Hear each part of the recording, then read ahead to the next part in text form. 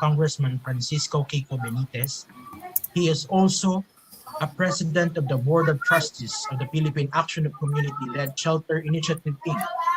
He is actively involved in various electoral campaigns in the presidential, senatorial, and local elections since 1978. He has been serving a public servant for more than 10 years, consultant of the Office of the Mayor of Jaime Presnidi of Muntinlupa City from 2012 to 2014, chairperson and CEO Undersecretary of the Presidential Commission for the Urban Poor from 2010 to 2001 to 2010, Secretary General of Ako, Adhikain at Kilusan ng Ordinaryong Tao, a party list in the House of Representatives from 1998 to 2001, and again in 2004 to 2007 working in coalition with ABA, a farmers group. In 1983, he was one of the founding members of Kumbursa and was a member of College Editors Guild of the Philippines, Student Movement Coalition, and Kumpil of Kongreso ng Mamamayang Pilipino. He was a leader, organizer, trainer, and alyansa ng Kristiyanong Mag-aaral. He obtained his degree in economics at the University of the East. His philosophy in pre-divinity in Ateneo de Manila University, and earned units in theological studies at the Loyola School of Theology. Brothers and sisters, let us all welcome our second speaker for this afternoon, Mr. Percival Camacho Chavez.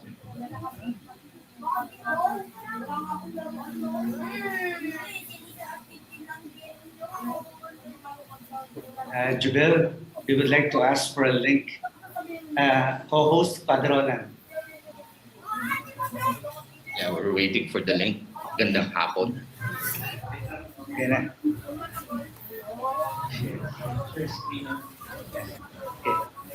Okay. Sige, yes. Good afternoon. Sorry for the delay. I like to connect my presentation also with the presentation of Mr. Batoy. He gave us a very wide perspective of the electoral exercise in the Philippines. So right now I would be using more theological aspect in viewing our dynamics during election time. So I like to start with my outline. I'll be presenting a brief situationer of the voters and data about socioeconomic dynamic during election. Next, I will be sharing my personal experience as a veteran in all campaigns starting in 1978 as a student leader. And then some lessons and insights with this challenge of continuing our discernment and organizing and involvement in the everyday politics. When we're talking about dynamics, we're situating ourselves here in the social, political, historical context. And I'd like to start that situation with a push, with a vision that we are in for a dialogue for political empowerment. It's not, I would like to disassociate myself from the one who knows all the data, who knows what are the answers in the Philippine situation, Philippine problems. I'd like to disassociate with that. I like to confront the people as equal. Leaders who do not dialogically but insist on imposing their decisions, their ideas, do not really organize or empower them. We manipulate them. So this is the context. This is the paradigm that I would like you to understand when we're entering into the electoral dynamics. So I'm using the pastoral cycle, the C, judge, and act. But I'm using another words, introduction and encounter, conversation and conversion, and calling people to commit and act. Where's that? Yes. But first, I have to situate ourselves in the Philippine context. Ano ba itong mga data natin that is very important to understand our informal settler voters or the voters in the laylayan. I'm talking about informal sector because that's basically my experience sa mga voter. So right now, data shows the 1.5 need of housing, of millions, 1.5 million informal sector families need housing. The daily minimum wage, whether that's enough to sustain a family of 5, it's still 537 a day. We're talking about the 3.16 million unemployed, remember, times 5 mo yan, with families. So that's about 15 million who could go hungry, who could experience diseases that they cannot buy medicines. You have underweight and stunted children. I think this is one of the data that we neglect, our children. Pag stunted po, it's very hard to, that's a whole integral development. It affects the brain, it affects the body. So we're talking about 700 billion a year lost due to corruption. And for the EJK, you're talking about 7,742 deaths. Times 5 na naman families that are affected. So that's the situation. So it's also good to know that in the urban centers, since we are all in the urban centers, most of us, these are the problems that we face. Poor quality, overcrowded housing, aside from the data, risk of forceful eviction, lack of safe, readily available water supplies, difficulty accessing government schools, hunger, malnutrition, homelessness, peace and order, and so forth. Okay, why are these important? Because this affects our electorate. The real politics in the Philippines is about clientelism, patronage, vote buying, because of the very poor conditions of our voters. But it's good to know that apart from the negative situation that we are in right now, if you look at the number of registered voters by age group, this is one of the data that we need to really take note. The power of the youth vote. We're talking about 61 million voters, at least 20 million are young voters. And you know the mind of the young voters, how volatile and at the same time they're so receptive also to change. That's why it would be important to know how we communicate with them. The next also, the gender issues, the next data. More female or more voters, the female voters outnumber the male. So it's very important to understand the gender issues. This is the discourse that we will bring to our electorate when we meet them on the ground. Ito yung pinakahalaga. Regionalism, the cultural and linguistic considerations. These are the entry points. Kababayan kita, Bicolano ka, Bisaya. So when we talk to the electorate, to our voters, these are entry points. These are very important. So I think we need to prepare ourselves, affinity in terms of historical conditions, language, culture, family ties. Oh, you see that? This is the region who has the most number of voters. Siyempre, Calabar Zone, Tagalog-speaking region. NCR is next. Region 3, Region 3, Central Luzon. But I think the Visayan voters really also outnumber because even if the regions are separate, we have more Visayan speaking citizens than Tagalog perhaps.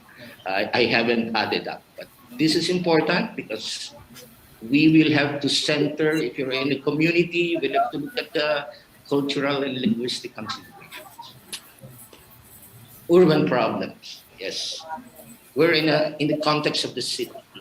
So if you look at the number of voters in the city, Quezon City alone, 1.3, that's very big. It's already a whole battlefield for us. But if you add up the whole NCR, I think in the last elections, VP Lenny lost by about 2 million votes, 2016 results. So in Quezon City alone, we were estimating a loss of 100,000, maybe 100,000 votes in Quezon City alone. So it's a real challenge for us. But we have to concentrate on these cities because they have a large number of population. I think this is the most important because we're talking about 48 million in Class D. Ito yung grassroots na pinag-uusapan. 48 million voters. I belong maybe to Class ABC, 3.7. Malaki din yung Class D. But this is the challenge. How many youth are there in that 48 million? How many female? How many kababayan? So that all plays up in this big lump sum number of 48 million. No, it's important to distinguish and differentiate the so-called mayaman sa walang pakialam. Kasi they're always using this, the divide between the poor and the rich. Yung rich na elitists, corrupt politicians and government officials and oligarchs, yun ang target. But not the middle class or the upper middle class, hard-working professionals. Just to temper the debate or the divide between the socio-economic. That's one observation that I would like to share. But how are our voters with all these numbers and statistics? How are they emotional? How's the emotional condition of our voters? Feeling of powerlessness, the fear and intimidation. Hindi po mukhang pera ang mga botante. They fear. They're insecure. Useless. One personal vote versus millions of votes. Yun po ang tingin nila. Kaya vote for sale. Life is the same after elections. Nothing changed. Politicians are all the same. Corrupt, manipulative. Our vote will not matter. There's so much frustration, anger, because of unfulfilled promises. So these are the conditions. We will be meeting all those conditions when we go down the community, when we campaign. And this is the challenge. This is not, I would advise you not to spoon feed the people with all the agenda, the political platform. Panghuli na yan. First, we have to cross the bridge from that conflict. Yan, yung exchange of yabang, balimbing, bobo, duwag, dugaw. There's no such thing as dialogue during that kind of situation. We need to move from this type, the stories of hope, listening, there is understanding, there is the building of trust, and there is forging of networks. This is very critical in our approach. Critical pedagogy is defined by its context. That's why I've given you the data, the socio-economic, political, historical context that we are faced right now in this election. And this must be approached as a project of our individual, as a commitment, towards, very clear, a social transformation. Ako, ito yung karanasan ko. We will all differ in experience, perspective, and opinion. But we cannot deny that we all face the same reality, the same data, that same situation. We deal with everyday politics. So the challenge right now is conversion. It's the real conversation. How do we do that? In order to move to that challenge of converting the minds and hearts of people. These are just tips. No? We're supposed to be in a campaign. The politics of exclusion, tama na yun. No? We have to include the citizenry. Alam nyo, even if the IDs and t-shirt seems mababaw, seems superficial, people would feel a sense of belongingness. They know that they're part of the directory of the support group. So we have to give them confidence, build their enthusiasm. Just like Christ, I think he was not just proclaiming the kingdom to come. We have to solve now some pressing problems when we meet and talk to the electorate. Let's offer insights and mechanisms in fighting, in facilitating the solutions. Supposing they need a lugaw of medical needs, these are the services that we can give as professionals. So the stories of hope, it's not just after elections. It's happening right now, being built by people campaigning for BPM, campaigning for the worthy candidates. They may have the thralls, but we have the throngs of volunteers. This is the comparative advantage. Thus, we can locally mobilize resources to respond to pressing needs, legal services, counseling. Bakit ba si Tulpo ang sikat? Bakit hindi ang simbahan? Solving family problems.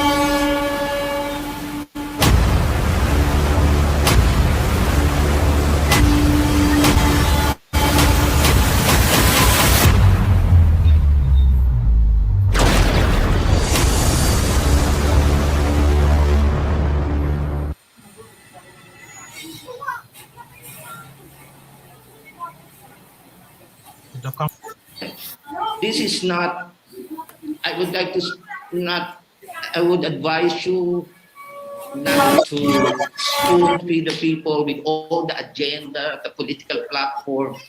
Panghuli na yan. First, we have to cross the bridge from that conflict. Yan, yung exchange of yabang, balimbing, bobo, duwag, lugaw. There's no such thing as dialogue during that kind of situation. We need to move from this type, the stories of hope, listening, there is understanding, there is the building of trust, and there is forging of networks. This is very critical in our approach. Critical pedagogy is defined by its context. That's why I've given you the data, the socio-economic, political, historical context that we are faced right now in this election. And this must be approached as a project of our individual, as a commitment towards very clear a social transformation. Ako, ito yung karanasan ko. We will all differ in experience, perspective, and opinion. But we cannot deny that we all face the same reality, the same data, that same situation. We deal with everyday politics. So the challenge right now is conversion. It's the real conversation. How do we do that? In order to move to that challenge of converting the minds and hearts of people. These are just tips. No? We're supposed to be in a campaign. The politics of exclusion, tama na yun. No? We have to include the citizenry. Alam nyo, even if the IDs and T-shirts seems mababaw, seems superficial, people would feel a sense of belongingness. They know that they're part of the directory of the support group.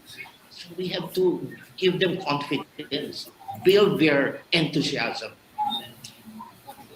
Just like Christ, I think he was not just proclaiming the kingdom come. We have to solve now some pressing problems when we meet and talk to the electorate. Let's offer insights and mechanisms in fighting, in facilitating the solutions. Supposing they need a lugaw of medical needs, these are the services that we can give as professionals.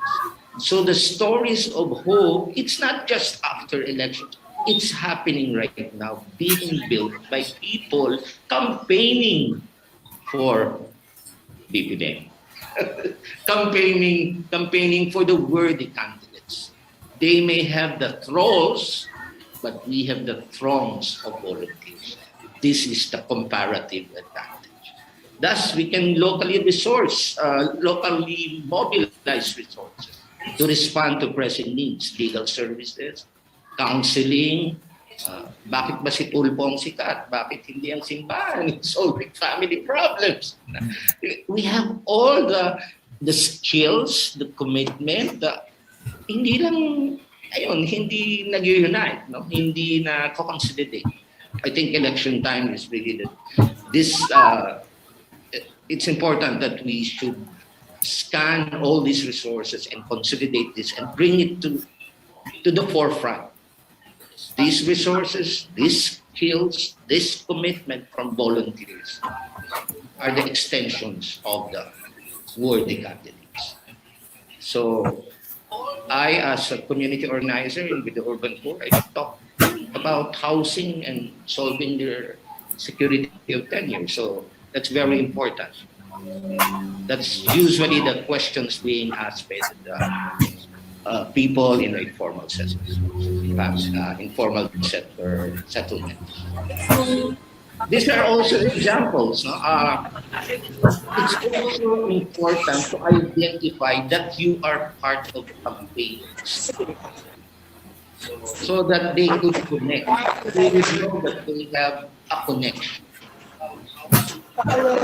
We are all church people. We have to bring forth the church as an institution. The volunteer civil society professionals offering services in union with the church. Kasi yung church ang nalalapitan, may office, may simbahan. And we direct link or intermediary acting as direct link or intermediate to government. So it's very important that we are seen as part of the future political structure because they would need a lot of help after elections, especially when we have we have increased their consciousness.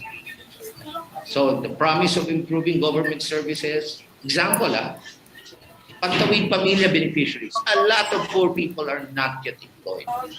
If the government is clean and honest, we could add up to the budget and we could include other families in amend the criteria of the Pantawid Pamilya and include more poorer families. So that's the excitement we should create among the people when we talk.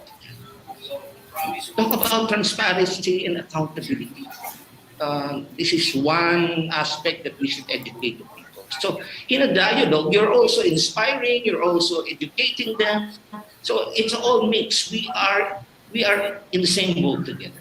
No, I am not the teacher here. We are facing the same problems. So itinawid mo na, no? The divide is slowly being broken. We are now in one ship. So the Pantawid Pamilya program, as we explained, bottoms up, budgeting, universal healthcare, these are all work in progress. And if the government is clean, transparent, and accountable, more families will surely benefit. That's the tagline. That's the message. Siyempre, ito, some of the instances when I meet the clientele, our voters, ito yung mga sagutan. Basta. Astang basta, I call it. I call this the attitude of the hardliners. Astang basta. Ganun ba? But we haven't, I tell them, I usually tell them, there's also that cultural component in the Filipino, chismis. Chismis, uzi. Usisahin nga natin. Mga chismoso naman tayo. Usisahin nga natin. So, the play of words, the language is very important. Or, konting pitik.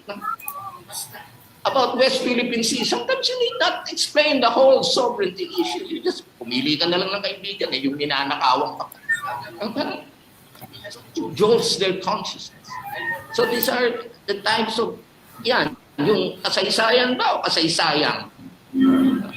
Paano pa? Hindi mo na ginalang ang mga ninuno mo, gano'n. Connect this to the family.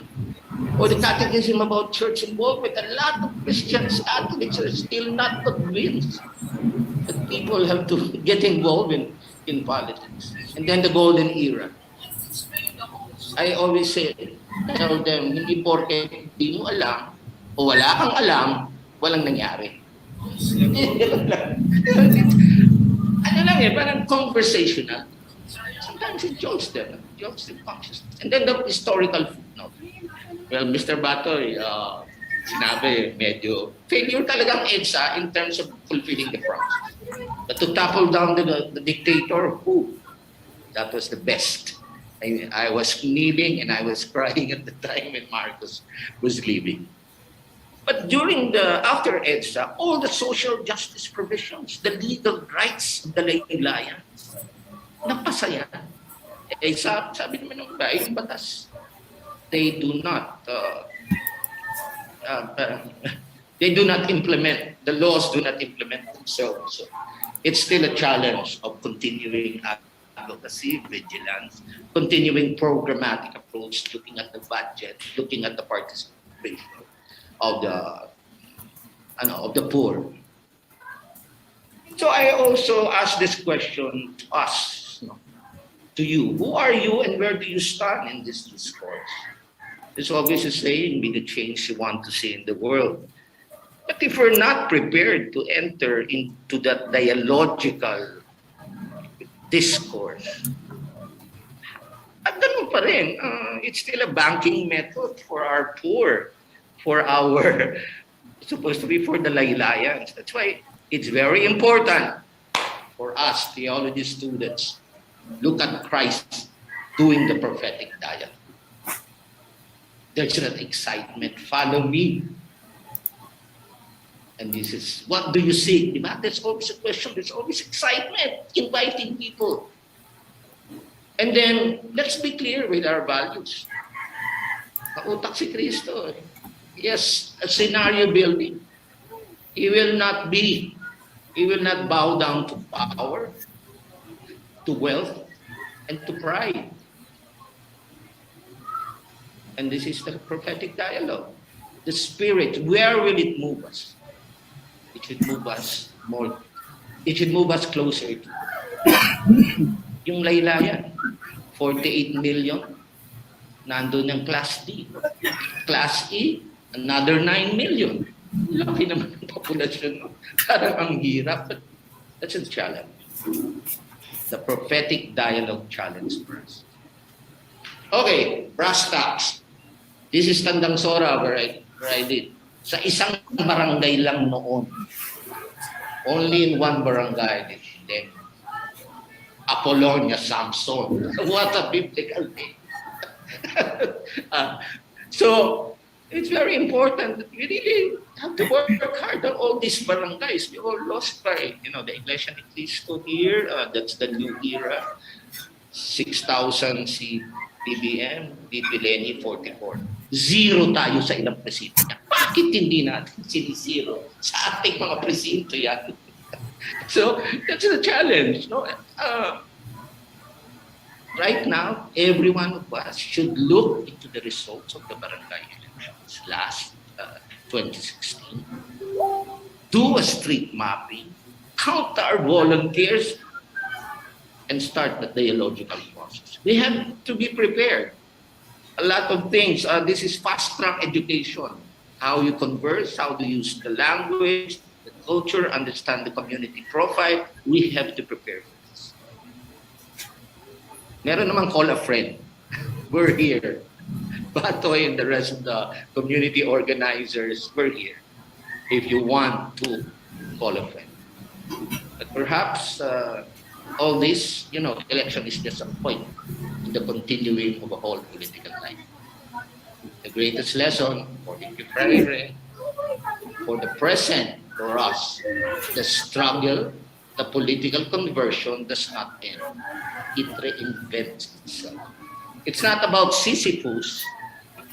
Parang pabalik-balik lang yun. It's about Ulysses having new adventures and learning from this. I like to end with a black background. Let's see how we can put light in that. Thank you.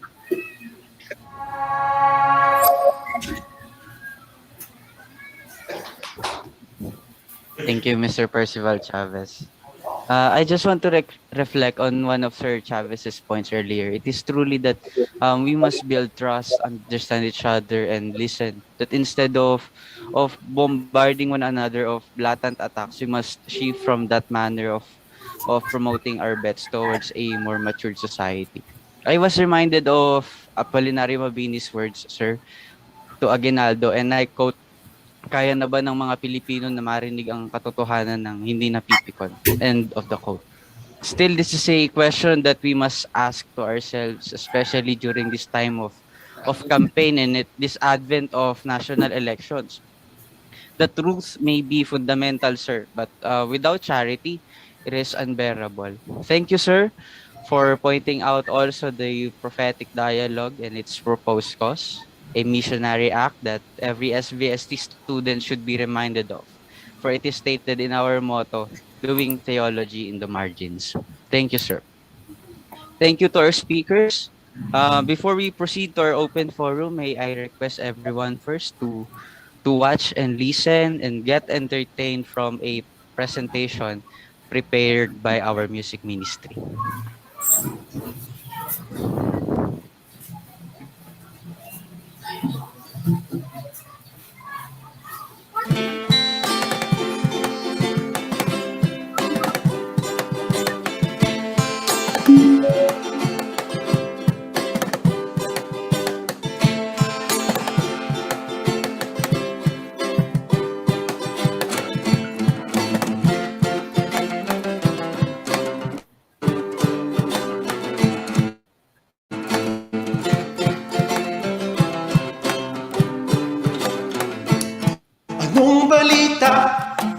radyo at TV, ganon pa rin kumakapa sa dilim. Kung minsa'y naisip ko na umalis na lang dito, kalimutan ng lahat, lumipad, lumayo.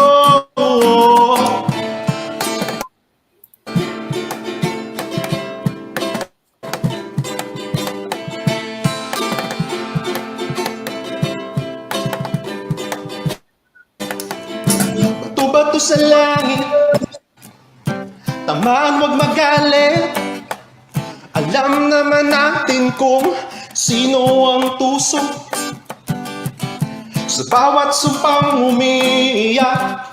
Singil ko ay piso sa bawat lumuluhang dukha. Halay ko'y dugo, may kasama ka kapatid, kaibigan. Hanggat ako'y humihinga, may pag-asa pa.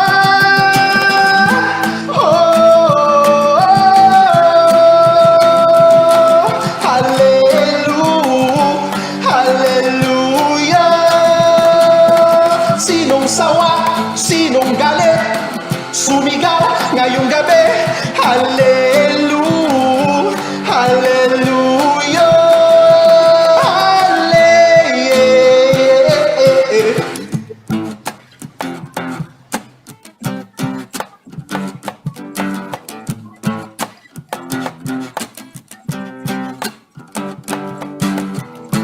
Ngayong gabi, ako ang sundalo mo. Habang ika'y tulog, ako'y gising, nakabantay sa'yo. Kasi mahal kita, tingnan mo. Ang pag-ibig ko'y sa'yo lamang. May kasama ka kapatid, kaibigan. Hanggat ako'y humihinga, may pag-asa pa.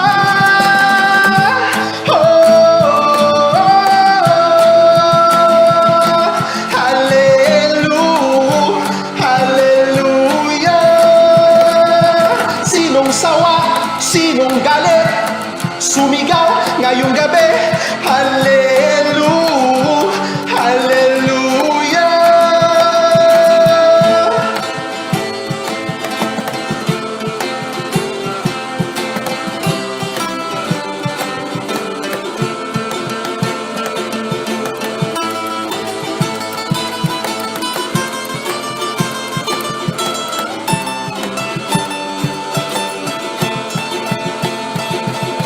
Sinong sawa, sinong galit, sumigaw ngayong gabi.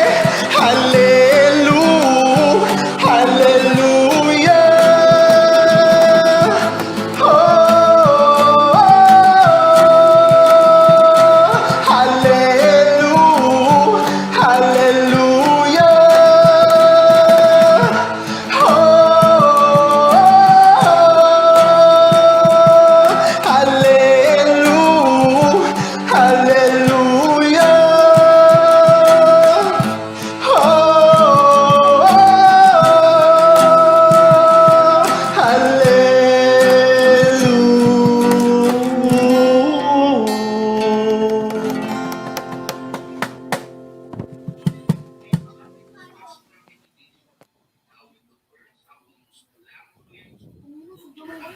Thank you to our music ministry. I commend you for your efforts, and I hope that it's the same for the rest of the community.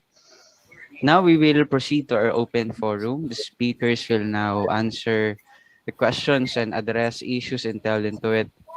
The questions are now, or you may post your questions over the chat box here on our Zoom meeting.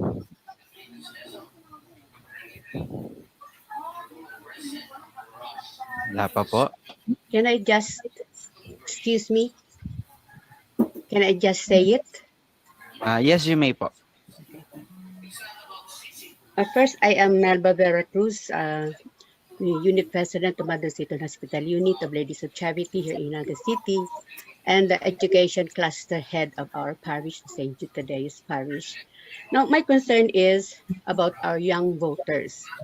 Thank you so much, Father Roland, for conducting that voters education and political discernment last Saturday. I think that is the last of the series that the Ladies of Charity is doing. Now, in there, the history of Philippine elections was taken up and discussed. And then here, for the first speaker, you said that we never learned our lessons from EDSA, right? Hindi tayo natuto. Nawala lang si Marcos and his family, but not the system. And then you mentioned about the previous speaker that we have 48 million registered voters for the Class D voters. Now, I was thinking about what will happen to the young voters, yung first time pa lang naboboto. And out of the 48 million registered voters ay mga poor. And they have no way of knowing the truth. Even in our interviews over television, sinasabi, hindi daw lumitaw yung isa dahil bias naman daw yung mag-interview. We cannot avoid being biased towards the truth and to what is right. And then also, how about the young voters and the first time to vote? When in fact, the Philippine history was, I think it was removed from the curriculum right now. So how will they know about the ills of the past? Kasi in the voters education that I have attended, na-mention doon yung pre-colonial, Spanish, American, until EDSA, until the present. But paano yun? Wala nang history. Na hindi nila alam ano ang punot dulo o dahilan ng ating sitwasyon right now. So that is my concern. Sana makabalik yung Philippine history kasi ang alam ko, grade 5 or 4 or 5 na lang, na andun ang some glimpse of the past ng ating bansa. I think that's just a comment and perhaps our speakers could also give comment to my comment. Thank you. Okay. May I just add up to that? Yes, we only have a month and we're expecting to go back to history. And that will be very hard for us. That's why sometimes I challenge voters who do not know anything about history. And I say to them, okay, quits. Let's erase the history. We don't know. We all have the amnesia. But let's challenge ourselves right now. Where do you want to start? Year 2000? So that's putting it in the context. But I really believe that education plays a paramount role. But it's how you teach. It's how you impart the values when you teach history. It's how you impart the critical thinking. Everyone knows about the history. Just a linear line of events. Pero iba pa rin. So this is also a challenge for educators. It's not just the curriculum. It's Yun ang ayaw. yeah, that's right. Sige, I agree. And Matoy, Kasi nating ano. Hello? Hello po? Hello? yes. Yes. Can I? Yes, you may po. Yeah, thank you. So, I'm Christina de la Cruz from Binangonan, Rizal. So, I've been with the government for so many years and I have seen how it is, election and everything. So, I'm a public health worker. I'm a master of public health po. And actually, politics, when we say politics, dalawa po yun eh. It's either good politics or bad politics. Good politics is winning the person on your side.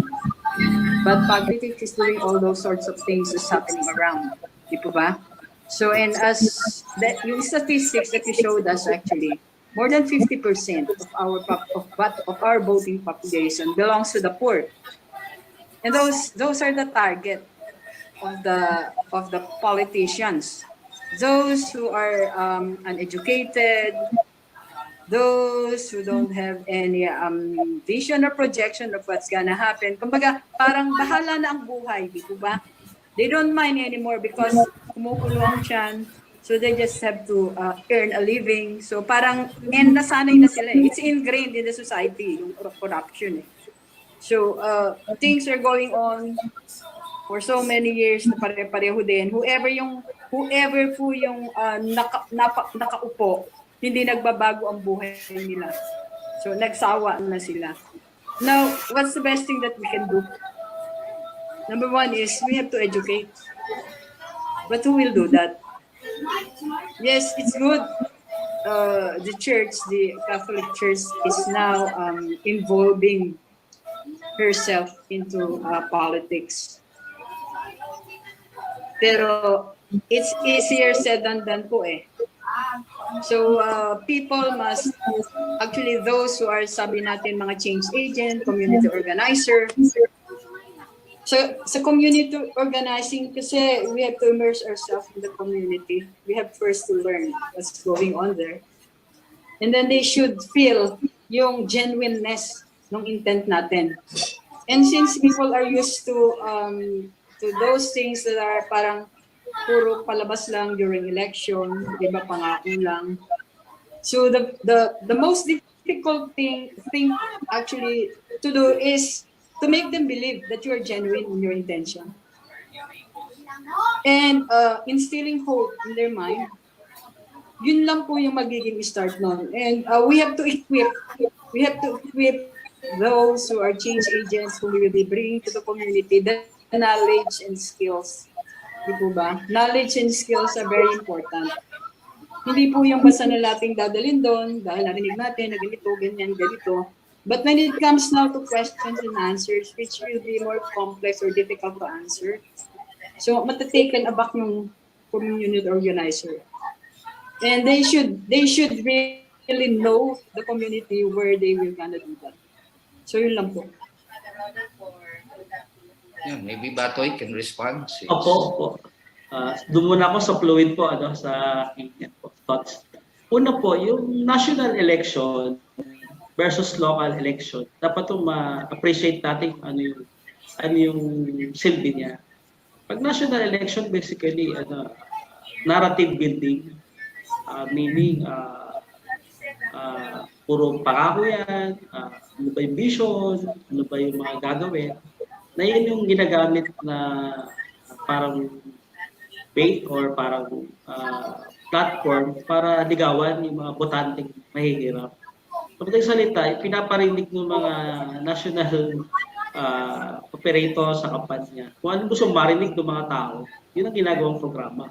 Yun ang isa sa mga ginagawang start. So, yung mga binanggit natin kanina mga programa na dapat, maganda po yan kasi yan yung i-promote din sa ilalim. Na dapat ibalik ang history. Kasi nagkasapir tayo talaga. So, dapat ma-resonate din yan sa national program na gagamitin yung platform na ibalik ang history para i-correct yung revisionism. Parang ganun po yung nature niya. Ibig ko pong sabihin, masyadong malayo yung grassroots, meaning yung malaking universe ng mga DNP na sila yung target. Doon, ibig sabihin, doon papasok yung persuasion.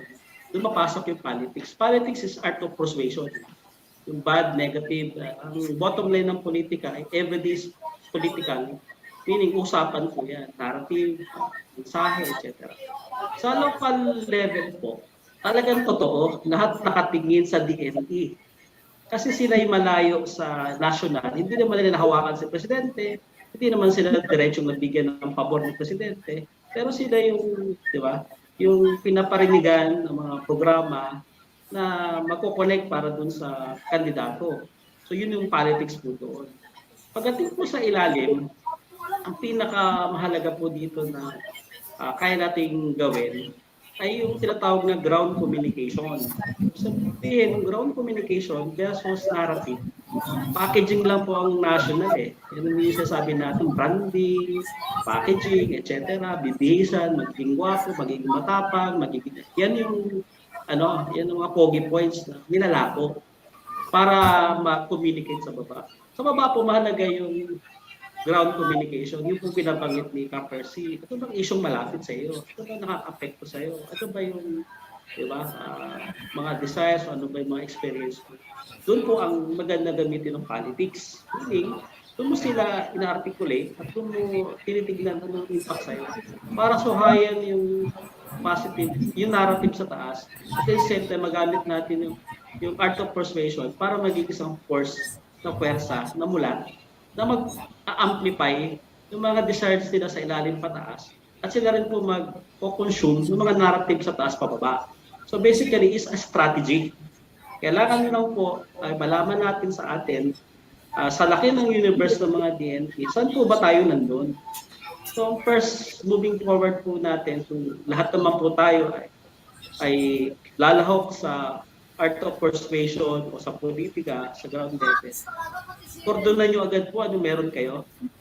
From there, discuss natin ano bang ano natin yung tinatawag na pangarap natin. Ano ba yung mga nangyayari ngayon? Yung laganap ang revisionism, laganap ang trolls. Kasi po ang bentahe po natin, meron silang facility. Yung laban natin facility sila, 6 years sila nakakampanya sa trolling. Tayo po, meron tayong diyan po tayo sa baba. Tanging tayo lang po ang pwedeng makagabot po nun kasi tayo may face-to-face contact o tayo mayroong relational connect sa kanila para ma-undo yung mga sinaksak sa kanila na sabihin nila ng mga intervention ng trolling. So, ibig ko pong sabihin, malaking universe pero kailangan dyan lahat nakatingin. Pero advantage po natin, meron tayong mga foothold, meron po tayong mga community hawak. Diyan po tayo magsisimula. Diyan natin articulate yung conscientization, diyan natin ipahuhubaran yung ginagawang panlilinlang ng mga campaign operator o yung nagpapatakbo ng kampanya. Ito rin natin sila ipoproseso. Yun lang po yung pinakamahal mga magawa natin dahil magre-ripple po siya. Kasi the more na merong spontaneous po tayo ng nasusustain natin spontaneously, yung narrative po sa taas, nagiging ano po yan, naging iba, na-influensyahan po yan, mag-a-adjust. Yun po yung chance natin. Kasi yung iba po, akala nila narrative building lang yung sasagot doon. Ang problema po doon, kahit may narrative building ka, kapag sa ilalim meron nag-create ng ground communication, na-influensya yung narrative sa taas, nag-iiba yung labanan na game. So, ang subjective na grupo po natin, yung capacity natin to articulate ng political conscientization, discernment, voters education, yan po yung pinaka-basic. Ang challenge lang po dito, may isipan na kailangan po lang yung paramihin. Kasi tayo lang kung may ganung capacity to capture at meron pakikinggan po tayo dahil nasa moral ground po tayo. At yung sinasabi po natin ay katama po sa kanila. Kasi sa kanila superficial. So from there po, dyan na mag-i-start po lang lahat ng mga palitan. So yun po ang advantage natin. We have the group, we have the grounds, we have the real, real reading and the truth. Yun lang po yung pinaka-best po. Can I add up? Okay Can po. I add something? Basically, we are doing, Batoy and the rest of the group are designing or has formulated a series of modules to educate the people. Pero I think I should still stress the point na this is not a banking method. Hindi sa walang alam ating mga tao. They have consciousness, they have historical experience about politics. That's why the art of persuasion is really the art of communication. And when we inspire them, when we change their paradigm, we will win this battle. So, ang hindi ko alam, how prepared are we in conversing and dialoguing with the people? So, yun lang yung challenge sa atin. And I think we have 2 months, 3 months, and to this series of modules to be done by the institutional church. Institutional church, every parish will undergo this exercise, plus the parishioners and the members of the ministry. Maybe it's only this institution can compete with government, the institutional church, and we're all part of that. Thank you. Actually, you have answered yung supposedly follow-up question ko kasi I'm just thinking how you're gonna do that. for what we're doing to trickle down dun sa baba para po kumbaga many will be involved. If I may suggest, we have to really do it by Paris or invite, but we'll be running out of time already. So I think we have to think of a strategy how we can reach out to more people. So actually that's actually kasi ano na po maiksi na po yung time natin dito ba? So Yes. Kung maiksi ang time, we have to have a lot of people moving. Yes.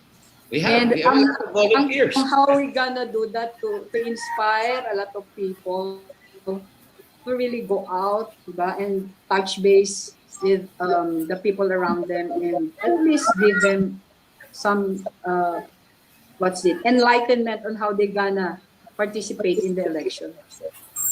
Percy. Lang po. Thank you po. Thank you, Miss Maria. I may say something. Hello. Hello po. Yeah. Hi. May I say something? Sige po, sorry po. Okay. Thank you. Okay, no, go ahead. Do I have the floor? Yes, good afternoon. Yeah. Good afternoon po sa inyong lahat. Una sa lahat, I would like to thank SBSD for this afternoon's program. I would like to thank our two resource persons who, in less than 2 hours, kind of put together what we are going to face in less than 100 days. Totoo po yun that we have a big problem with our education, especially na nagkaroon ng pandemya. Talagang malaking setback po sa atin yun. The revisionism has been going on for 6 years. But I have malaki po ang pag-asa ko. There are 45 million, as you say na, in the Class D.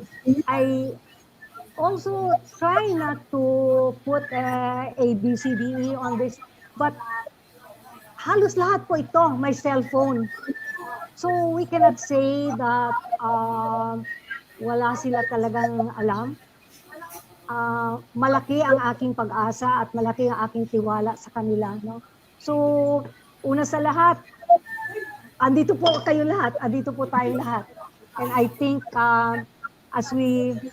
kahit na 100 days na lang tayo, if we go on with this, the Ladies of Charity, for example, has had 3 Saturdays of voters education and discernment. So malaking tulong po yon sa aming membership.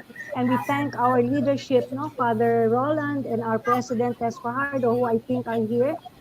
Tess Fajardo, I think, is here. Father Roland crafted our political discernment module.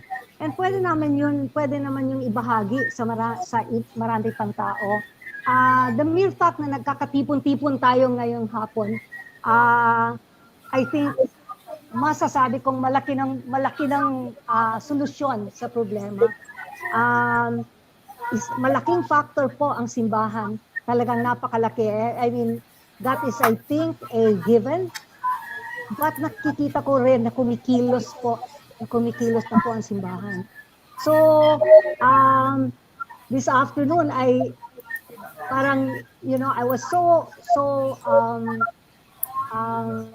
how do you say, nabuhayan ng loob. And for the first time, I heard, kasi the word trolls talagang parang, oh my gosh, how can we fight all of these trolls? They have buildings of trolls in China, in Dubai, kung saan na trolls. But this afternoon, Percy said, they may have the trolls, but we have the throngs of volunteers. And that is us, that is all of you. So, ang ganda nun eh. For the first time, even Mr. Reyes, our first speaker said that for the first time we had spontaneously, like biglang lang nag-mushroom, all of these volunteers, and they continue to be there. So, my takeaway this afternoon, I will share it with my family. They may have the trolls, but we have the throngs of volunteers. So, thank you very much, SBSD, again, to our speakers. Maraming salamat. And to all who attended this, our prayers uh, are with you. My prayers are with you as we go on campaigning as vigorously as we can in the coming less than 100 days. Mananalo po tayo. Maraming salamat po.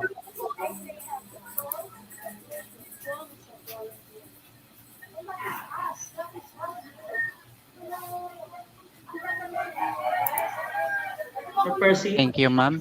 sagarin ko na po para habang nandito sila. Pwede po? Okay po. Magre-reveal lang ako, ma'am. Okay. Yung tanong po, bakit malakas si Marcos? Okay. Sa insight po ng political operations. Una po, may pangakong ginto. Okay. Yan yung pinaka-narrative. Maraming pera. So mahalaga po, at isa bakit malakas si Marcos, hawak niya lahat ng LGU. Okay. Marami siyang leader ng barangay pagkapa. Bakit po? Kasi abangers. Nag-aabang sila na magkakapera sila. Umahawak sila doon sa konsepto ng conventional election na ang local ay napakahalagang play ngayon bukod sa national. Kasi po, una po dyan yung KONA. Kailangan meron kang KONA, meron kang partido, at meron kang inaasahang pera na ibibigay sa'yo. So kahit naging successful po si Marcos na mag-create ng projection of strength, ibig sabihin naka-project siya na maganda kanyang trajectory. Nag-create yan ng image na mananalo ako. Sumama kayo sa akin, magkakapera pa kayo. So mga local politician, dahil sila yung channels pababa sa DNP, hindi naman po presidente diretso sa DNP. Local politicians, ward leaders, and their organizations. Yun ang channel. So lahat po yan, kumbaga nag-franchise, nag-frankisa. Kaya nag-uunahan kay Bongbong yan. Kapag hawak po ang LGU, madali po mag-create ng ingay. Kaya niyang support yung narrative na na-create niya, yung bandwagon niya na yamado siya. So itong mga politiko, hindi naman talaga totoong diehard yung mga yan kay Bongbong. Ang motivations nila ay mauna kami sa prangkisa para makuha namin ng pera para pakain namin sa aming makinarya. Meaning, pinag-aawayan po dito yung mga watcher, worker, at campaign funds na ibibigay sa LGU. So nakakapag-reinforce yun. Pangalawa pong reason din, bakit ganun din ang mga operator, ganun din yung mga leaders nila na magkakapera kami, sigurado. Pero hindi necessarily mahal nila si Bongbong. Kasi hindi naman nila kita si Bongbong, hindi naman nila nakahawakan yan. So, nire-represent lang ng mga world leader, barangay officials, dito tayo. Kasi kailangan din po nila mag-deliver na merong color sa kanilang lugar na wala. Kailangan may mga hinahakot silang empleyado para maging audience ni Bongbong, dadali ng sakyan para sa motorcade. At tawag po doon performance para to support yung kanilang projections na sa'yo kami. Ito mga tao ko. So, ang kasunod po niyan, nasa yung pera. Kasi tama na malapit po ang election, pag hindi po nyo na-deliver yung pera, sasabog po yan na parang logo. So, ibig po pong sabihin, artificial yung ganung projection of strength via mobilization ng mga organized group ng mga politiko, yung kanilang mga empleyado, yung kanilang mga equipment. Ang pagkakaiba po, kahit marami silang pera, assuming po na may pera, wala silang kagaya ng mga volunteers natin na talagang gumagawa ng paraan na hindi ko po nakita to. Kahit ako magpatakbo po ng isang artificial operations ng bandwidth, napakamahal po yung gastos na yan dito. Pero dito po, ang dami, natural.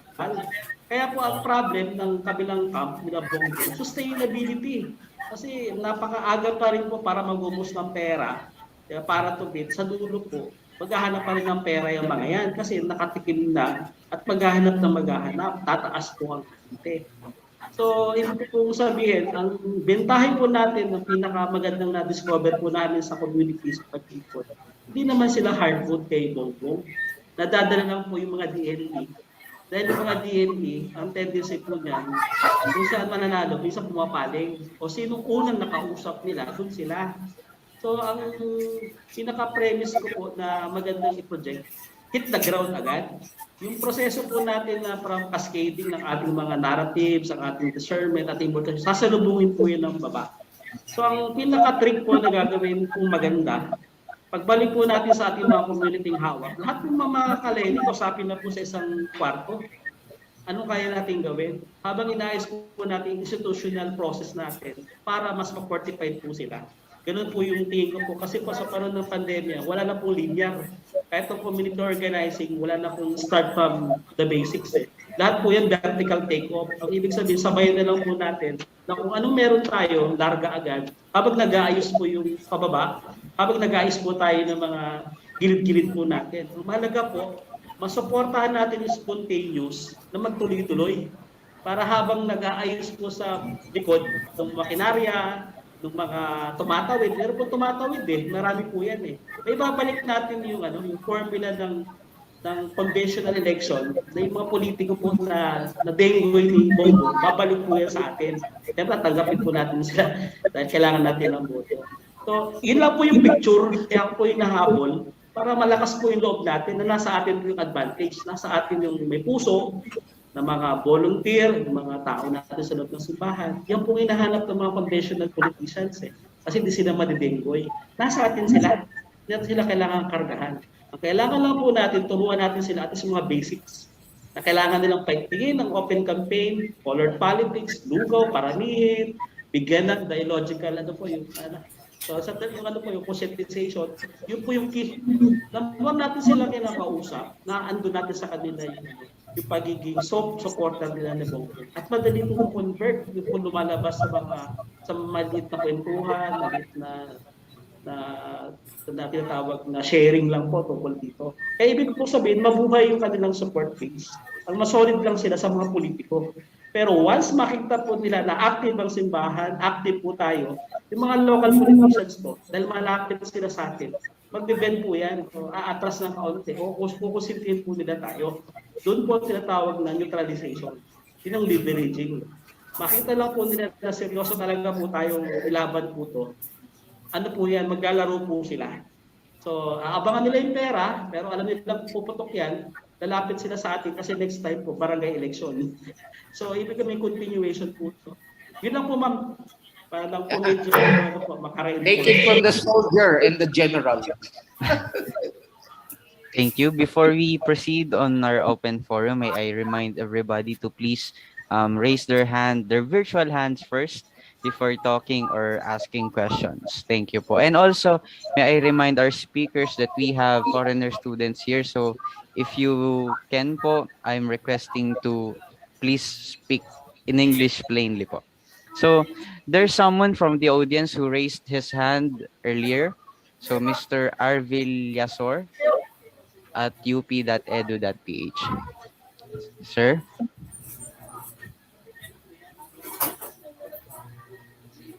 You're muted po, sir. Maybe.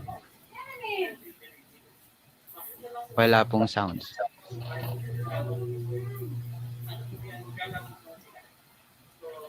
Okay. So, maybe I'll just read your message here, Sir Arvil. Sir Arvil said, why not print some comic type of awareness raising to simplify our modules, discernment guides, and 16 values of PPCRV? This is easily readable, time smart, easy to analyze fake news, highlighting our moral ascendancy and paradigm shift look on taxes and public service, and it is towards a movement type of organizing. Sirs? Yeah, I think I'm also part of the. Hi, Tony. We're all part of that PPCRB preparation, but I'm on leave right now since I'll be campaigning. But all those reading materials would be of great help. But again, it's the personal encounter that will matter. Using these materials, we have to hit the ground, according to our general. Hit the ground, start the conversations, casual conversations, and then alam mo, may technique talaga sa dialogue eh. There's always a communion that takes place and we don't know, just like the Emmaus, no?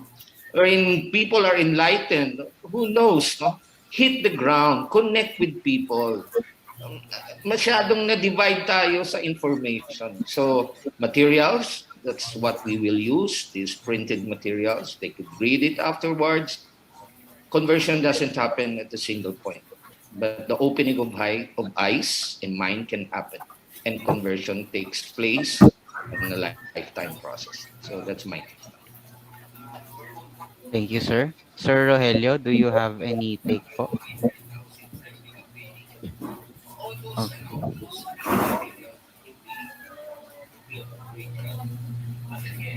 Okay. Okay po. Okay po. I was reminded of one of the advices given to us when we're still in the seminary, sir. Our professor said, start on the basics matter. So maybe that will summarize the answer to these questions, no? Start from the basics po. Start from the ground. Start to what is basic. So someone again from the audience raised her hand. Ma'am Rona Angela.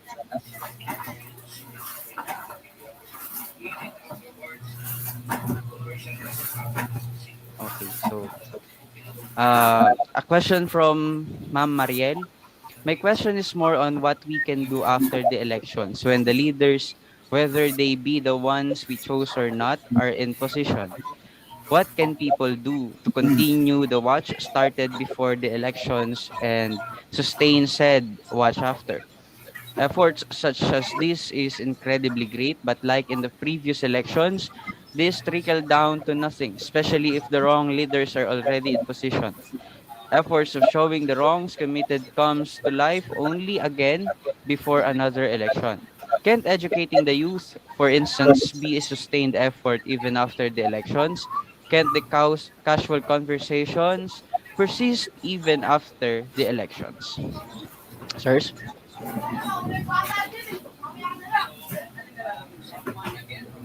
Batoy, you want to answer that?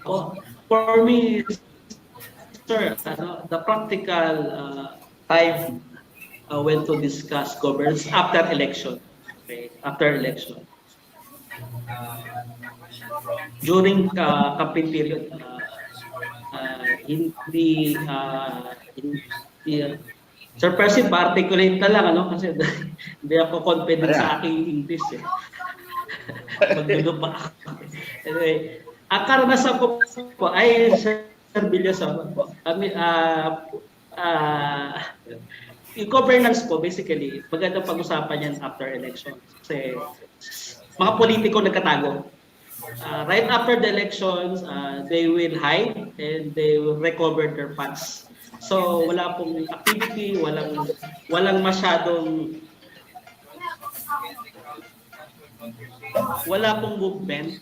So it's the best time for us to do the process of consolidating our youth, to discuss the governance, the value of the last elections towards the instilling the value of good governance. Before you go to good governance, you must seize the power through elections. So at this point, it's much better that all hands on deck to generate votes, direct campaigning, direct dissemination of the narrative of Ma'am Lenny to our subscriber or our supporters. That's the only way that we can help them to resonate the message from their ends. So, yun yung isa sa ano po. Kaya po hindi maganda ihalo eh. Although yung governance ay part ng agenda, pero yung discussions po niya dapat medyo ano lang, inspirational at tatakin as accountability program for the after elections. Pero for daw po, maganda talaga, direct na po yung campaign. Kasi ang trouble po natin, 6 years po nag-prepared yung ating kalaban, 6 years in the making yung kanilang narrative building. Diba? So tayo po ay 6 months. So if we complicate the messaging, divide yung efforts natin, madidipit yung purpose natin eh. Na lahat naman tayo ay go for good governance Kaya lang kailangan mag-unify po na tayo. Let's seize the power through the ballots. So yun yung isa sa requirements. Then, pag settled na po lahat, then we define the roadmap to institutionalize the governance and accountability program as continuing program at the intervention. So, bukod po doon sa part na yon, ako ini-encourage ko na rin po.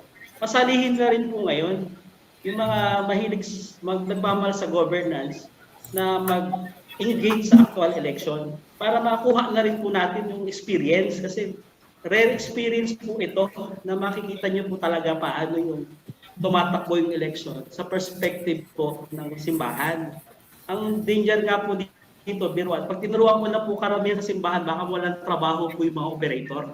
Kasi malalaman nyo na po yung mga inside look na hindi po natin nilalabas, yun po yung willing natin to share. Kasi ito po yung fundamental na building blocks po para yung governance aspirations po natin na ginawa ng PMDG, UBAS, ay magtuloy-tuloy.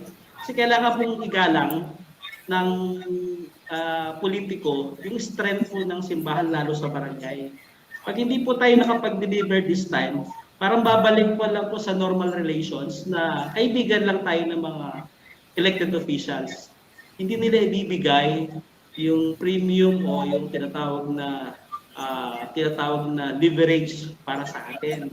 Compare kasi po sa ibang sekta, diba? Dahil nakita niyo po yung numbers, yung new era, pag may ganun bilang po, diba? So may nasa leverage position yung new era to demand, to solicit, to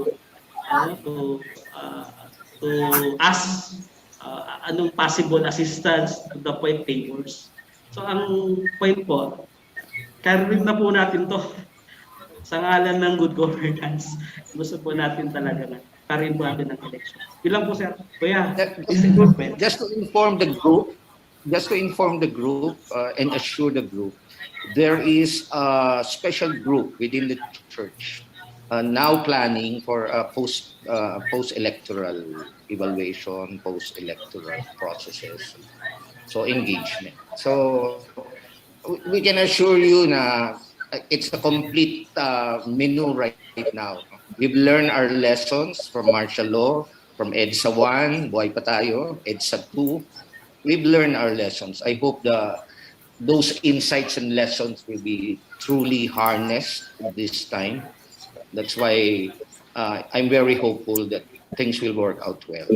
Tama, we need a leverage in this election. Let's, for the 100 days, lundagin na natin, sabi no. Stop the procrastinations or just lundagin mo na, baby. Yun lang yung sabi ng professor ko sa filosofiya.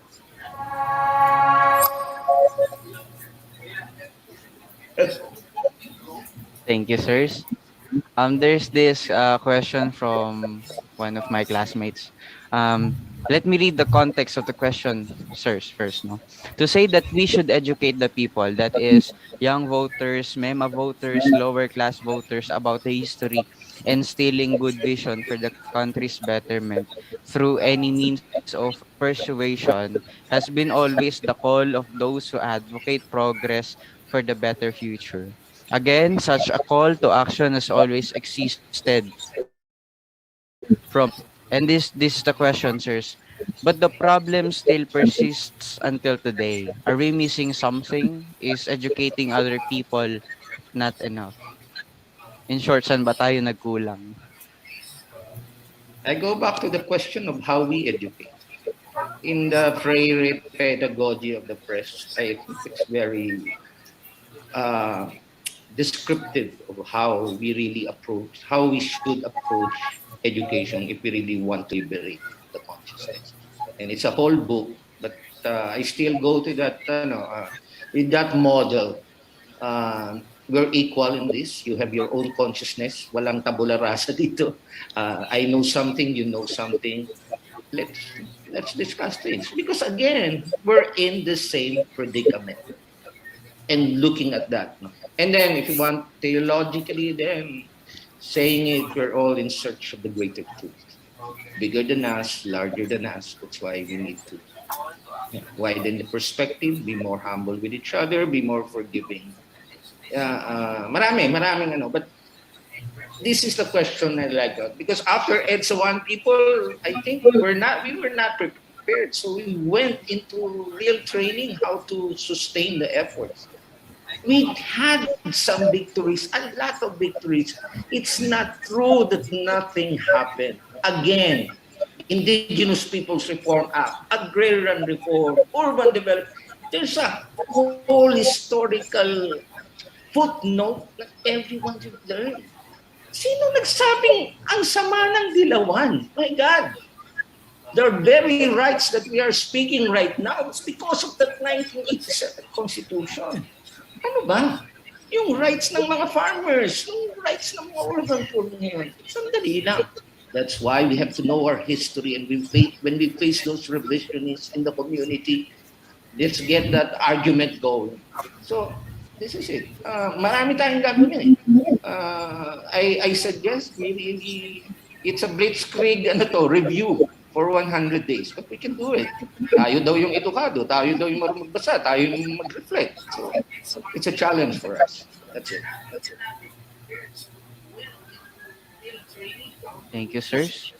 So, Sir Rogelio, do you have answer for that? Opo. Una po, may amnesia talaga mga Pilipino. Number one. So, may tinatawag na current, recency. Yung anong issues talaga. Yung issues na institutional report talaga ng mga Aquino, talagang pinakikinabangan talaga ngayon. Kaya nang wala yun sa tao. Kasi, ano yan na-dilute na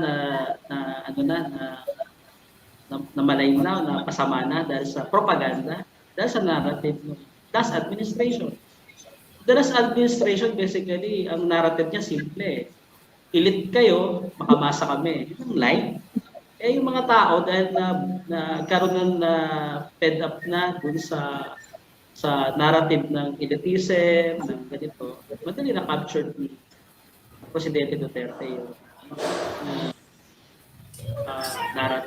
yung tinatawag na momentum. Kaya nag-translate yun to a puwersa. Kaya siya nanalo. Ngayon naman, ang maganda ngayon, yung narrative ng Golden Eden, yun ang basic. And from there, pag na-convert na yan, madali na yung iba. Yun po. Thank you, sirs. There's no questions anymore, but I do have one. Okay. Father. Okay po. Okay. We just like to thank our guest speakers for, in a way, grounding us on the reality, especially in the population and as a DE. I would just like to ask them,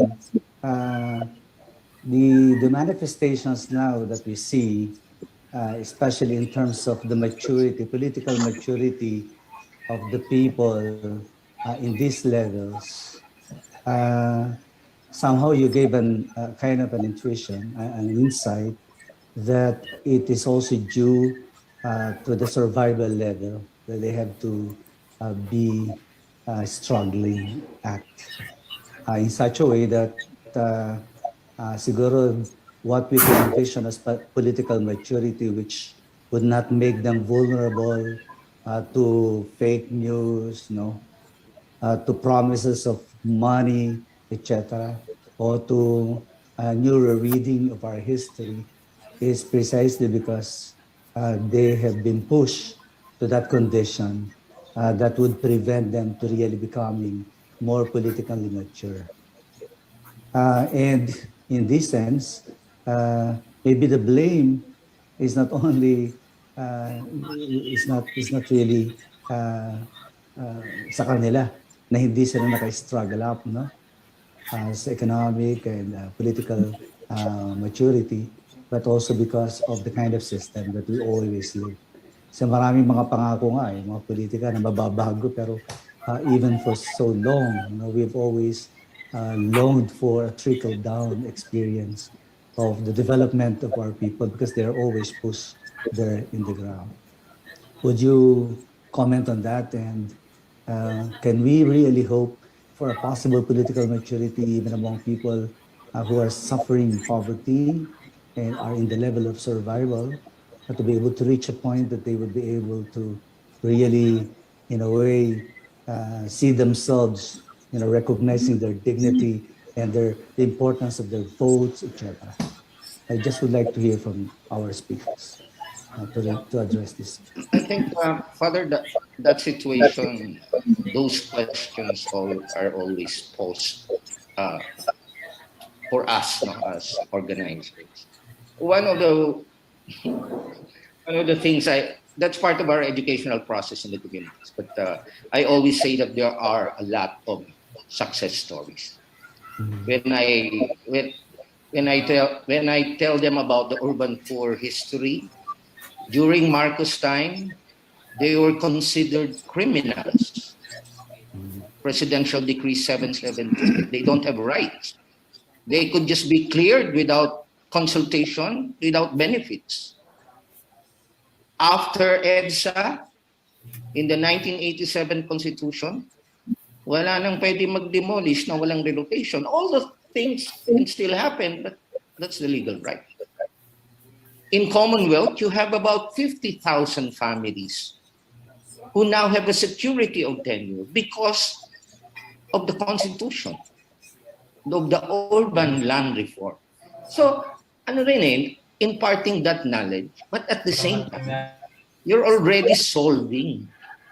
You're already looking at their problem and saying to them, this is the process that you should take. One very angry urban poor leader was yelling and shouting this useless government. And I asked him, where are you from? How many families are threatened to be demolished? 67 families. Oh, yeah, I can sympathize with you. But you have to appreciate already the thousands of families that have won their rights. So the problem with you don't know how to proceed from your problem and solve your problem. Let's see. So let's organize. So that's how we help as professional organizers. For free. Wala kaming bayad. Na parang minsan binabato pa kami kasi when you formalize informal settlements, that means gastos sa kanila. Mas gusto nila minsan, lalo na yung mga sindikato, na libre. Sindikato ang una namin pala. So, I think, Father, you have to tell them good stories, but at the same time, man does not live by bread alone. They're inspired by those stories. And when you talk about Pantawid Pamilya, in the past, wala naman Pantawid Pamilya. And that program was worked out by the civil society leaders. The former secretary, our mentor, Dinky Soliman, was part of that EDSA revolution. Now, ang dami nangyari. People sacrifice their lives. Minsan we tell, it's a thankless job, but a lot of things really happen. But it is the political reality that we do it incrementally. It's not, we had the revolution, but the incremental process takes place every day, the conversion process. We have to educate the massa with that. Kasi minsan gusto nila agad-agad. Sandali lang. 30 years to pay your contract with the housing department, pay your amortization. That takes time. So we also have to journey with them in this rhythm of solving their own problems. Kailangan din sabihin, there are extreme ideological groups that says, ito na dapat ang mangyari, ito na dapat ang mangyari. In my 40 years of being an activist, joining all these groups, it takes time for progress to take place. We are a young democracy. And I think we're still in the right place. I have so much hope in the Philippines with this faith and music, with fathers and audience like this. Thank you. Thank you, sir. Thank you, Percy. Sir Rogelio, do you have an answer for that po? Ano, dagdag ko lang po, no? Yung saying na may nakakuha ka na, gusto mo tuparin.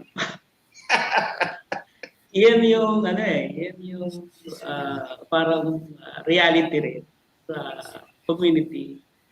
Ang tendency po ay pasahin yung mga tao. Pero yan yung talagang dapat natin basagin, gawing frontal na usapan para ma-educate sila. Kasi okay na mag-participate sila sa ganung rule kasi alam nila na may ganung rules. Para at least hindi sila captivity na may ganun palang mindset ng mga politiko. Para very, very cautious at alam nila how to take their leverage or their votes. Meron din akong gustong i-share din na inspiring yan sa ating area, yan sa District 2 Commonwealth. Meron tayong breakthrough. Yung mga community organizations natin na binil ng church, mga community organizer na sponsored ng Cristo Hari, mga nag-perform sila ng electoral victory over Iglesia de Cristo. Yung phenomenal victory of Janet Dumo and Ray Sibilia. Right after yan ng PMGG, People's Movement for Good Governance. The People's Movement for Good Governance, yan yung yan naging ubas, di ba, Sir Villason, kakasama kasi ka. Naging venue siya to consolidate the rank. While participating in traditional conventional election, nakapag-create sila ng parallel structure na nileverage nila sa traditional, sa conventional system, then nakapag-express sila ng victory through votes. So yan po yung kaya nating gawin sa mga areas na conscious tayo na gusto nating gawin. Meron talaga pong Catholic vote, meron talagang progressive vote. Kahit sa sphere po na dominant ang conventional, traditional election. Ang bonus niya, nasa gitna tayo ng orbit ng iglesia country. So very complicated. So in terms of maturity, I can't measure it on the maturity. Pero sa ground level po, may proof of life. There's a proof of life na indeed visible na the performance mo nung last election is it's a sign of maturity. The problem is lack of attention. Will harness that experience into institutional program na contribute dun sa sabi natin electoral maturity program natin. Yun po, ang point ko po, may mga pockets, may mga barangays na feasible yan. Pero sa national level, hindi ko pa po masabi kasi hindi ko po siya na experience pa. Pero by hint na mga nakakapag-elect din ng mga matitinong mga kandidato, ay tingin ko meron din. Kaya lang sa general rule talaga, basic talaga ay exploit mo yung kakulangan ng mga DNA para maging power base mo, para maging bed ng inyong organization ng mga politiko, kanilang boto yan. Kaya inahalagaan nila talaga po siya. At yan po yung areas na nandyan tayo parehas. Nandyan ang mga tentacles ng mga conventional politicians. Nandyan din po yung ating mga missions. Nandyan din ang structures. So the problem lang po ay hindi natin ini-engage. At aggressive yung mga conventional politicians na engage kasi yun ang kanilang way of life, yung ang kanilang reason for being at the same time. Yan talaga yung kanilang security ng kanilang perpetual powers na long-term na kapangyarihan. Ngayon, once the clergy, the organized group, facilitated by the church, mag-iiba po yung magiging iba yung magiging context po ng labanan na to. Yun po yung exciting. Pwede na po tayong pag-usapan ng maturity after. Yun lang po. Thank you, sirs. As of this moment, there are no questions on the chat box, but I do have a question, sirs. So don't worry. We do not want to romanticize the battle between truth and narratives and lies, sirs. No. As of this moment, COMELEC Commissioner Guanzon is playing the game on an exceptional manner, exceptional level. Do you think, sirs, how will the pending cases, its threat against Marcos's campaign, the narratives of the Marcoses, do you think po in this power struggle, how will this game in the COMELEC play out?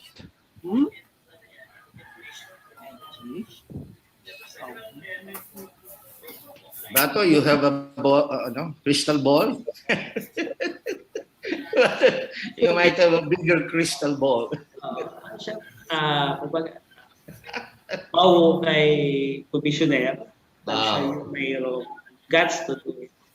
Ang implications po niya, favorable yan for the candidates na kalaban ni Bongo. Nagkikreate siya ng uncertainty. So meron kasing voters po na pwedeng masway na dati akong bongbong, pero may threat ng disqualification, sayang ang boto ko. Ganon din sa funders. Kapag nakita ng funders po na alanganin itong pano ko, so pwede po siyang mag-ikot ng resources sa kabila. Yan yung nangyari kay Grace po, yung issue ng citizenship. Kahit mataas na po si Grace po, nung nilagyan po siya ng shadow of doubt na kahit manali siya, sayang. So nag-pull out ng funds. So yun lang po ang tingin ko as insider po na advantage. Pero totoo naman po yung sinasabi ni Guanzon. Pero for political value, yun po yun. So i-amplify po yan, addressing doon sa mga funders, addressing doon sa mga soft votes ni Bongbong. Makakatulong po yun para mag-change po ng preference. Sir, Agree.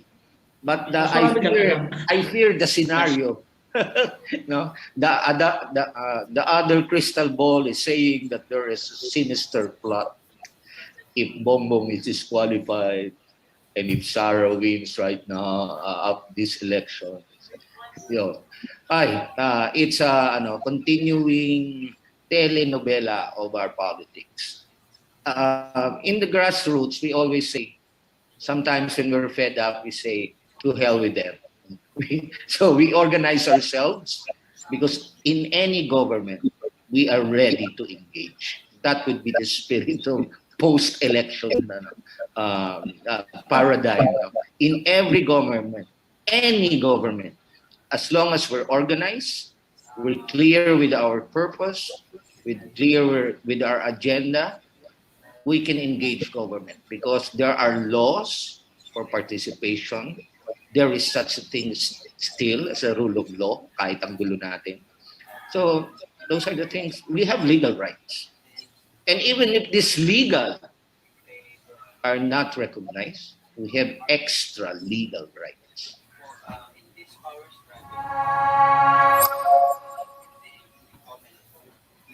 As an activist, I would like to say that. Thank you po, sirs.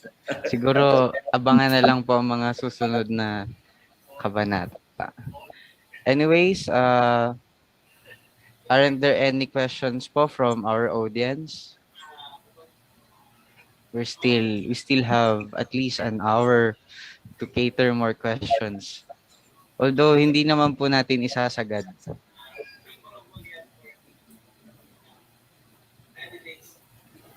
Yeah, I think we could also cut short because 3 hours may really be very long. I think, yeah. Pero, Batoy, is it good to make a challenging, parang to challenge the audience, the announcement about cascading all the circles of discernment? I think in every parish, if you will be involved in your parishes, maybe Father could talk about it. See, we want this sided, this voters' education to cascade in the whole country, in all the dioceses. So maybe our parishioners, our lay could really help hasten this project. Father, you'd like to advertise what you're doing and how the people could really focus their Yeah. energies in the parish Yes. and push the Uh, parish priest to act. yeah, I think some of you may be wondering why this forum, academic forum and social forum, seems to really take on a very clear direction, no? Favoring a particular political candidate, no? Uh, I think SBST has already come up with its own position on this regard, as long as a good number of the Vincentian family. So, ang ginagawa natin ngayon, kung saan kami spheres of influence, I think you should be able to do something about those more or less within the area of your sphere of influence. Like, for example, if we work in the parish, then make sure that this will really go down to the grassroots communities, yung mga discernment na ito. But if you belong to particular bigger national organizations, I think we should be able to do the same, etc. Parang sinasabi natin, if we really want to aspire and hope for victory for the person whom we believe can represent, the leadership that would carry on, the vision of the reign of God for us. I think we should be able to participate, considering that the issues around here is not just about political, but also moral in a way. And therefore that, in a way, gives us some kind of an imperative, to be able to do something about it and really cascade all of this in the level of the communities and grassroots communities. And that's the reason why we needed to understand what is really going on in the ground. Yeah, thank you. So may mga programs, Father John is actually at the front line of all of this mobilization for the group of Lenny. Thank you. Thank Father, you po. Yes. I did not raise my hand. Father, can we invite them for our political discernment, voters education, and mock election this Saturday Yeah, at 6 p.m.? yes. We are opening it now, not only to the ladies of charity, but to the other people that the ladies of charity could actually connect to it and bring them to such kind of political discernment. So we would like to invite you to participate in our ongoing political discernment, which we may do successively, consecutively for the next coming weeks. Okay. So and the scheduled activity for that will be on Saturday, 6 o'clock in the evening, up to 7:30 or 8 o'clock. So thank you very much. Thank you, Father Roland. On behalf of the ministry, I wish to express our gratitude to those who courageously ask questions. It is truly that wisdom starts from wondering. And asking questions, they are basically gestures or expressions of our wondering and being interested. It is a good sign po that we are aware, and we must be aware as social and political beings. We are being assigned to always bring the justice and mirror the love of God within the society where we belong. Thank you to our dearest speakers for the wisdom and the courage that they have shown. We hope that all the ideologies, all of the opinions and facts being presented to us become a fundamental belief to us. Maybe some of us would have different perspectives, especially the people outside, but still our focal point must be placed and must revolve on the fundamental aspect of our society, the truth and nothing but the truth. At the end, this is for the benefit of those in the peripheries, of those who are oppressed, and to those who cannot escape injustice and discrimination, to those who are always tended to be forgotten by the politicians and by the society. Thanks to all. Now, may we call on again our Dean of Studies, Reverend Father Rolando Tuazon, CM, to present and read to us the certificates of appreciation for our speakers. Father Roland.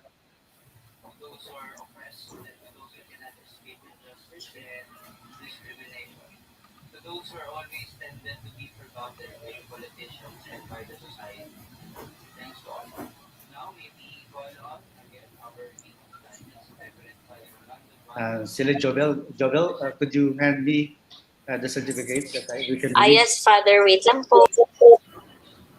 Yeah, they will post it, and I will just read the certificate that we will give to our guest speakers who made time for all of us. Okay.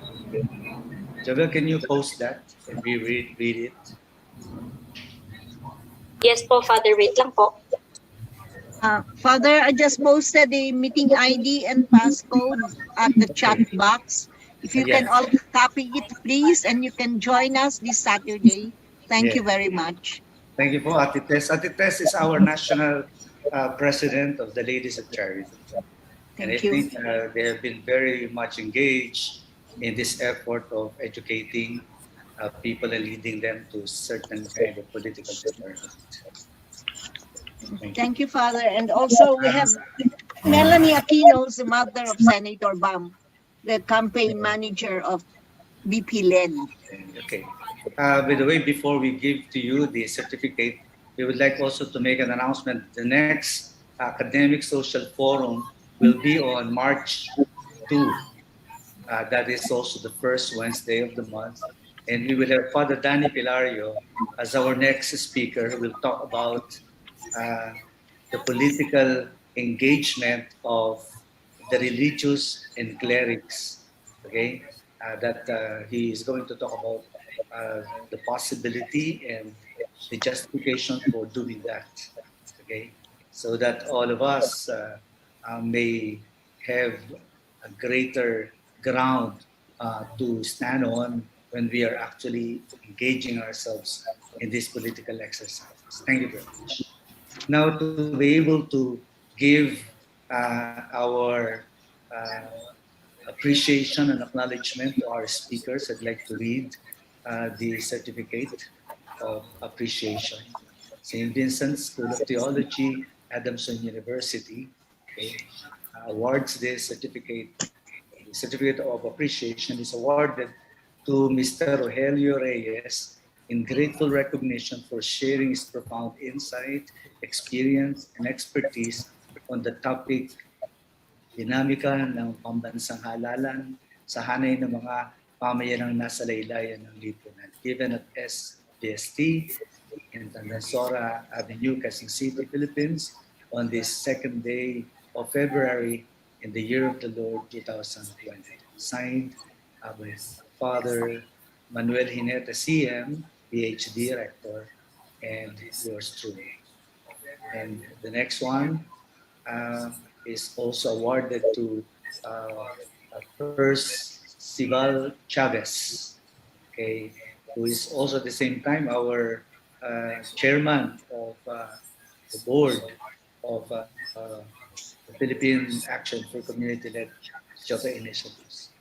Many of the members are with us also this afternoon. So,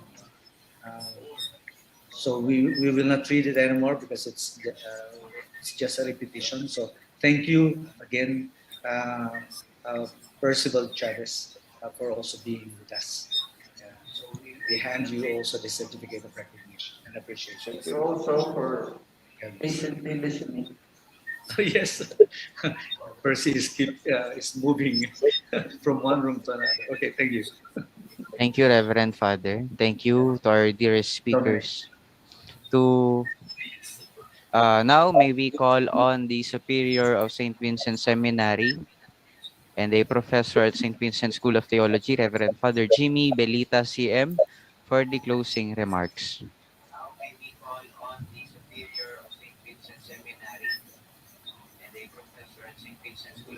Good afternoon. Can you hear me?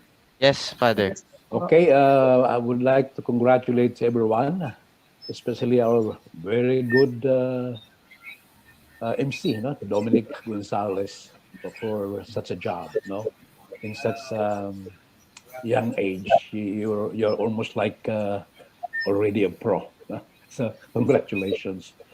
And usually, concluding remarks are usually anticlimactic, for the simple reason that in this case, for instance, how can I improve on the insights of and the expertise of Mr. Reyes and Mr. Chavez. So I cannot improve on them. And I learned that at least two mantras today in this talk. The two mantras is be grounded, no? Be grounded in this political exercise, and then we have the trolls, but we have the throngs. Okay, so that's something that I can live with and perhaps share with other people. Now, there's a saying there's a saying anyway, which says that we deserve the leaders that we elect. We deserve, yeah, we deserve the candidates that we elect. And then, I don't know, maybe you disagree with it, but more or less, let's go to some truth that it contains. No, we deserve the leaders that we elect. Of course, how are leaders elected except by ourselves, the voters? And then, as mentioned by Mr. Reyes, there's something like there's a mutual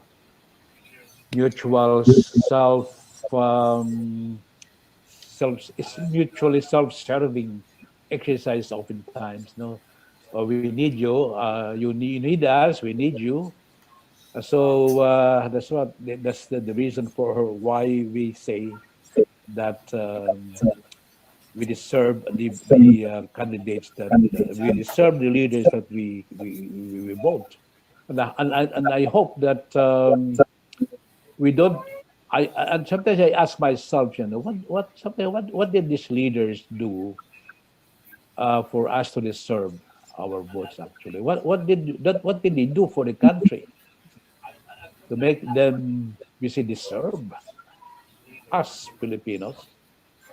What did this family, what did this family do that they can tell themselves that they deserve us? No?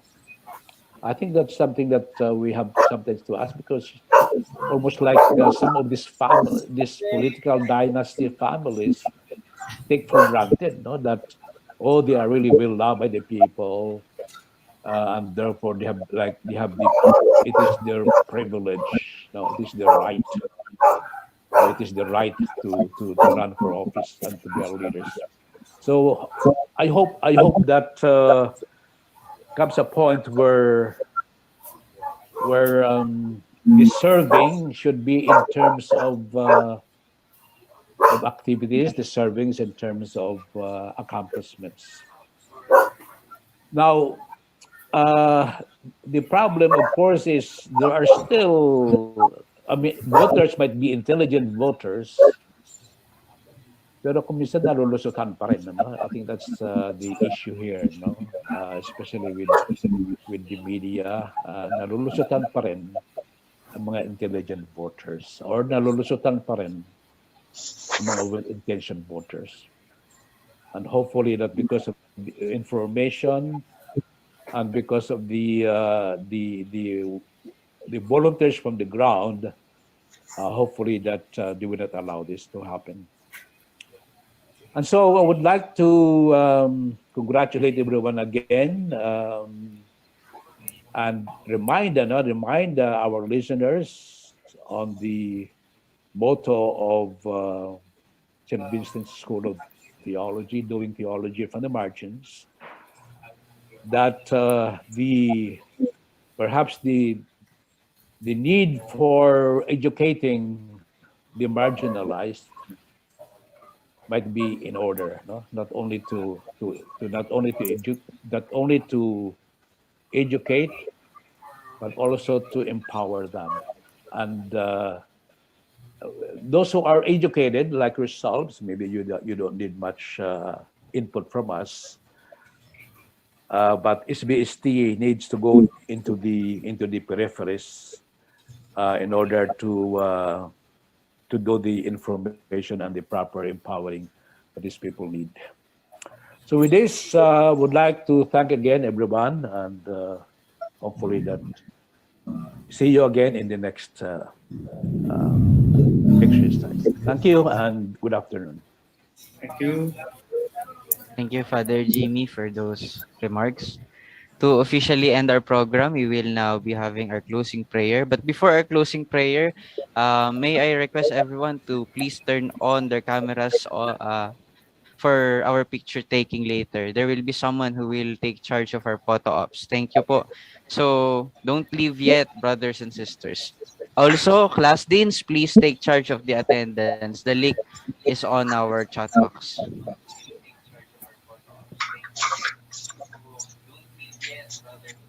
We will now have our closing prayer.